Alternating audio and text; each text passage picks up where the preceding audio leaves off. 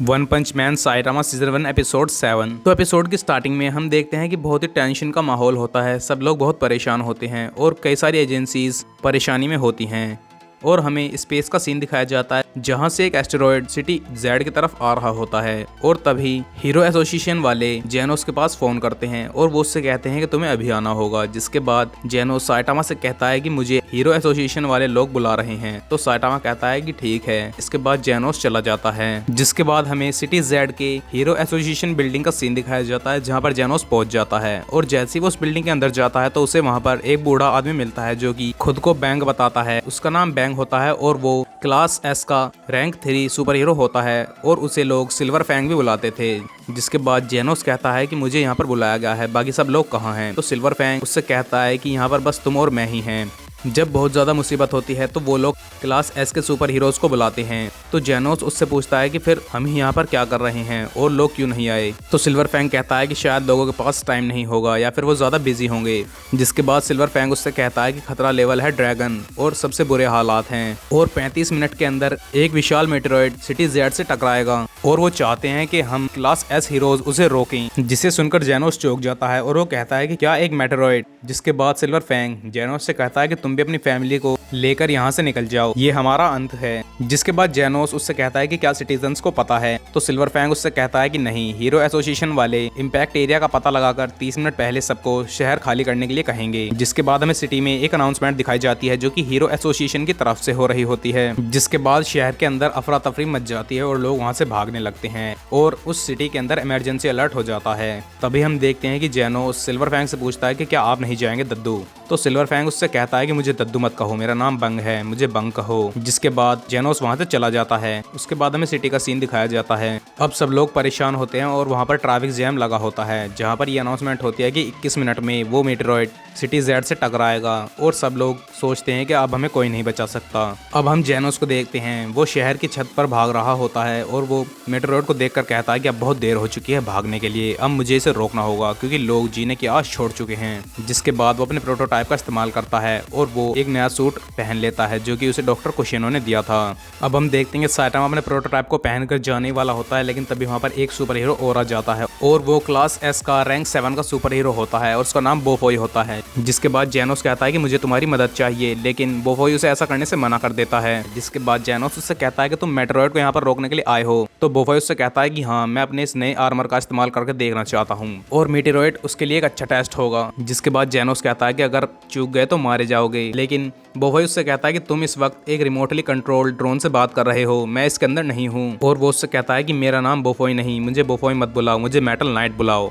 Heroes एक दूसरे को उनके असली नाम से नहीं बुलाते। अब हम देखते हैं कि मेटल नाइट वहाँ पर अपनी मिसाइल्स का इस्तेमाल करता है उस मेटेरॉयड को रोकने के लिए, लेकिन आसमान में कुछ देर के लिए काले बादल छाते हैं और जब वो साफ होते हैं तो जेनोस और मेटल नाइट को पता चलता है कि उन मिसाइल्स का कुछ भी यूज नहीं हुआ। वो मेटेरॉयड अब भी सिटी जेड की तरफ बढ़ रहा होता है। जिसके बाद जेनोस कैलकुलेट करता है और वो कहता है कि केवल 33 सेकंड बचे हैं। जिसके बाद वहाँ पर सिल्वर फैंग भी आ जाते हैं और वो कहते हैं कि तुम अपनी पूरी ताकत लगा दो, हारने के बारे में मत सोचो। जिसके बाद जेनोस वैसा ही करता है और वो अपने कोर्स को मजबूत करके एक फायर अटैक करता है जो कि बहुत पावरफुल होती है और वो उस मेटेरॉयड की तरफ अटैक कर देता है, लेकिन उस मेटेरॉयड पर कोई भी असर नहीं पड़ता और जेनोस की सारी पावर्स खत्म हो जाती है। जिसके बाद वो जमीन पर गिर जाता है। उसके बाद हम देखते हैं कि वहाँ पर साइटामा की एंट्री होती है और वो सिल्वर फैंग से कहता है कि जेनोस को संभालो। अब हम देखते हैं कि साइटामा की वहाँ पर एक ग्रैंड एंट्री होती है। जिसके बाद वो उस बिल्डिंग के ऊपर से छलांग लगाता है और वो पूरी बिल्डिंग तोड़ देता है और साइटामा वहाँ पर कहता है कि तू मेरे शहर पर नहीं गिर सकता और वो अपनी पावर का इस्तेमाल करता है और अपने एक पंच से ही उस मेटेरॉयड के बीच घुस जाता है और छेद करके दूसरी तरफ से बाहर निकल जाता है। जिसके बाद वो मेटेरॉयड ब्लास्ट हो जाता है और पूरी तरह से टुकड़े टुकड़े हो जाता है। अब हमें 3 दिन बाद का सीन दिखाया जाता है जहाँ पर न्यूज रिपोर्टिंग हो रही होती है कि सिटी जेड पूरी तरह से मिटी नहीं है, पर वहाँ पर बहुत ज्यादा तबाही हो चुकी है।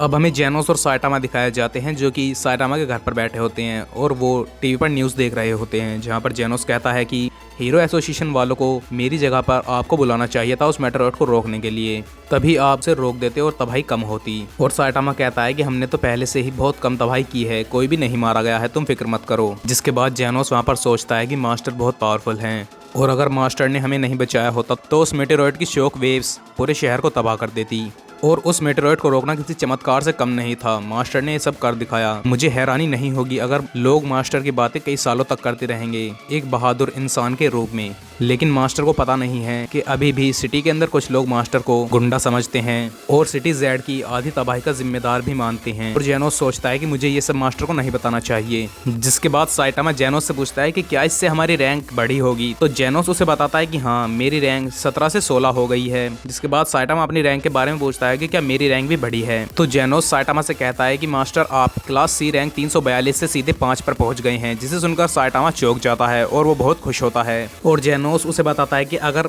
बिल्कुल भी तबाही नहीं होती तो आप डायरेक्ट क्लास एस रैंक के 5 पर पहुंच जाते और उस मेट्रोइड को तोड़ना ही क्लास ए रैंक में पहुंचा देता है। लेकिन हीरो एसोसिएशन को ऐसा लगा होगा कि मैंने और मेटल नाइट ने भी आपकी मदद की है, इसलिए उन्होंने आपको क्लास सी में 5 रैंक दी है। जिसके बाद साइटामा कहता है कि हीरो एसोसिएशन वाले बहुत सारे खतरों के लेवल बताते हैं, जैसे कि टाइगर लेवल या फिर ड्रैगन लेवल, लेकिन क्या इनका कोई फायदा भी होता है। तो जेनोस बताता है कि हाँ, टाइगर लेवल का मतलब है कि मौत हो सकती है, डीमन लेवल का मतलब है कि पूरा शहर तबाह हो सकता है, और ड्रैगन लेवल का मतलब है कि शहर मुसीबत में है, और गोल्ड लेवल का मतलब है कि पूरी इंसानी जाति का खात्मा हो सकता है। जिसके बाद जेनोस कहता है कि हीरोज इन्हीं लेवल से फैसला करते हैं कि उन्हें लोगों को बचाने जाना है या नहीं, लेकिन आपको तो फैसला करने की कोई जरूरत ही नहीं है। जिसके बाद साइटामा कहता है कि बिल्कुल, अगर हीरो भाग जाएंगे तो लोगों को बचाएगा कौन। अब हम देखते हैं कि साइटामा बाहर जाता है और वो जेनोस से कहता है कि तुम यहीं पर रहो, नहीं तो फिर से सारा क्रेडिट तुम्हें ही मिल जाएगा। जिसके बाद वो बाहर जाता है और वो देखता है कि उसकी फेवरेट सुपरमार्केट तबाह हो चुकी थी, और तभी वहाँ पर टैंक टॉप टाइगर आ जाता है जो कि एक सुपर हीरो था।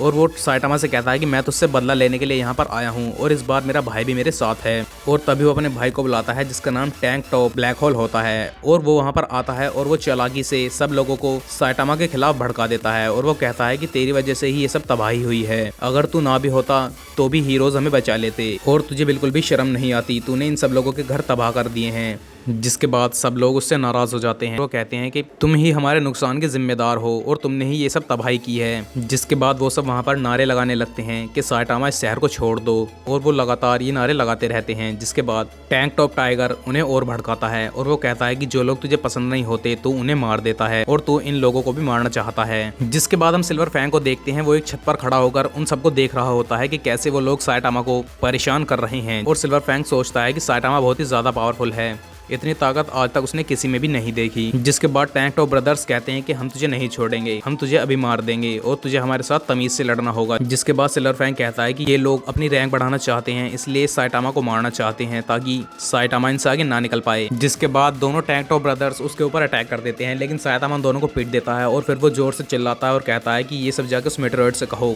मेरे ऊपर इल्जाम लगाना बंद करो, मैंने उस मेटेरॉइड से तुम सबको बचाया है। जिसके बाद वहाँ पर लोग कह रहे होते हैं कि तेरी वजह से हमारी कार और हमारे घर टूट गए हैं। तो साइटामा उन पर चिल्लाने वाला होता है, लेकिन तभी जेनोस वहां पर आ जाता है और वो साइटामा से कहता है कि मास्टर घर चलिए। जिसके बाद साइटामा शांत हो जाता है और वो कहता है कि ठीक है। जिसके बाद जेनोस साइटामा से कहता है कि मास्टर, आप बहुत ही अच्छे हैं, मैंने आप जैसा सुपर हीरो नहीं देखा, और चाहे दुनिया आपसे नफरत करे लेकिन मैं हमेशा आपके पीछे चलूंगा। तो साइटामा उससे कहता है कि मुझे मक्खन मत लगाओ। तो जेनोस उसे कहता है कि सच में। और उसके बाद जेनोस और साइटामा दोनों अपने घर की तरफ चले जाते हैं। जिसके बाद एपिसोड यहीं पर खत्म हो जाता है। तो आई होप गाइज आपको ये वीडियो पसंद आया हो। इसी के साथ चैनल को सब्सक्राइब और वीडियो को लाइक करना ना भूलें। और अभी तक आपने अगर इसके पिछले एपिसोड्स नहीं देखे हैं तो उन वीडियोस के लिंक इस वीडियो के डिस्क्रिप्शन में हैं, आप वहां से जाकर उन्हें देख सकते हैं।